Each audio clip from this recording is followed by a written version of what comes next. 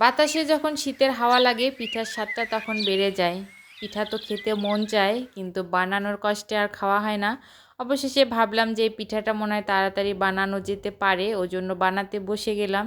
কিন্তু কি আর করার, তারপরও 1.5 থেকে 2 ঘন্টা সময় লাগছে বানাতে। যখন ধরেছি বানানো তো শেষ করতেই হবে। শীতের গভীর রাত, জানেন তো কেমন নিস্তব্ধ, আর আপন মনে বানাচ্ছি যেহেতু বাচ্চারা ঘুমাইছে। পিঠাগুলো দেখতে অনেক সুন্দর হয়েছে। আর এগুলো এখন দুধে ভিজানোর পালা।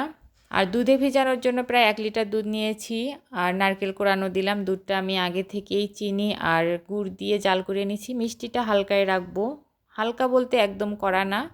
আর দুধটা যখন এরকম বলক এসে যাবে, এরপর আমি পিঠাগুলো ওখানে দিয়ে দিচ্ছি। আর আমার ক্যামেরাম্যান বলতেছে যে পিঠাগুলো একটু উপর থেকে দিয়ে দাও, তাহলে অনেক সুন্দর দেখা যাবে, একটু আকর্ষণীয় করার জন্য। যাই হোক, 2-1 মিনিট জাল করলেই পিঠাটা রেডি। সকালে শীতের হাওয়ায় ঠান্ডা ঠান্ডা পিঠাটা খেয়ে নিলাম। মাশাআল্লাহ, পিঠাটা খেতে অনেক মজা লাগলো। সবাইকে অসংখ্য ধন্যবাদ।